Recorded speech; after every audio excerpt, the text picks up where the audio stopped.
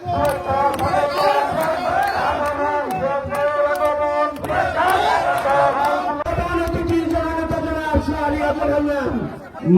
البحرين يلتقيان بينهما برزخ لا يبغيان العظيم ربنا ظلمنا انفسنا لئن لم تغفر لنا وترحمنا لنكونن من الخاسرين وما كر الله والله خير الماكرين চক্রান্তের জাল শেষ করে আল্লাহ আমাদেরকে কামিয়াব করে দিন। আমার সামনে বসে মা ও বোনেরা এবং ভাইয়েরা এই ওয়ার্ডে, আসসালামু আলাইকুম ওয়া রাহমাতুল্লাহি ওয়া বারাকাতুহু। আমাদের এলাকায় ড্রয়িং ছাড়া আর কোনো শিল্প কারখানা নেই, কিন্তু এই শিল্পে বর্জ্য বা লিটার আমাদের পরিবেশ মারাত্মকভাবে ক্ষতি করছে। আপনাকে যদি আমরা নির্বাচিত করি তাহলে এই ব্যাপারে আপনি কি পদক্ষেপ নেবেন? দেখুন, সরকারের একেবারে কঠিন নীতিমালা রয়েছে, পরিবেশ মন্ত্রণালয়ের নীতিমালা রয়েছে।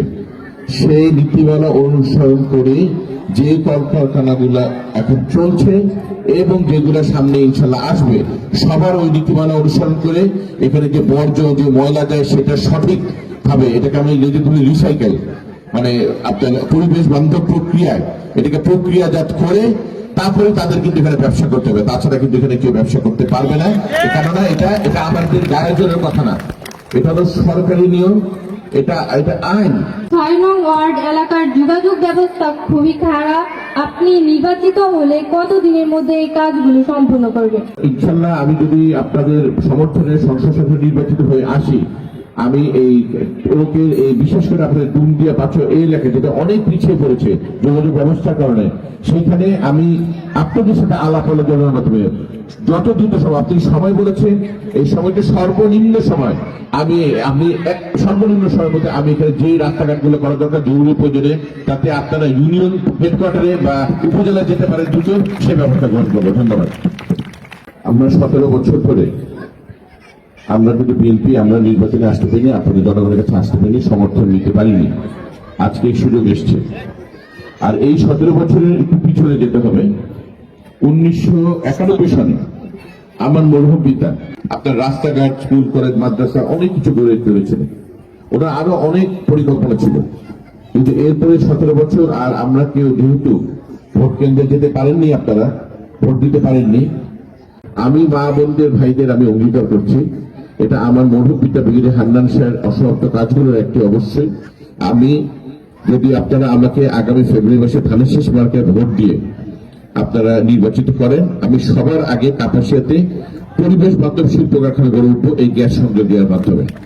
আমাদের ভারপ্রাপ্ত চেয়ারম্যান জনাব তারেক রহমান যে আপনার একটি দফা প্রণয়ন করেছেন, সেখানে মহিলাদের উন্নয়নের জন্য, সেটা বয়স্ক ভাতা বলেন, বিধবা ভাতা বলেন, আগে একটা কোনো দল করলেই আপনি পেতেন, এখন সেটা একেবারে সর্বোচ্চ এই ভাতার পরিমাণ, পরিধি, সংখ্যা সব বাড়িয়ে দেওয়া হবে, যাতে এক একটি এলাকায় যারা প্রকৃত আপনার মানে বয়স্ক ভাতা পাওয়ার হকদার, বিধবা ভাতা যেন সবাই পায় সেই ব্যবস্থা নেওয়া হবে।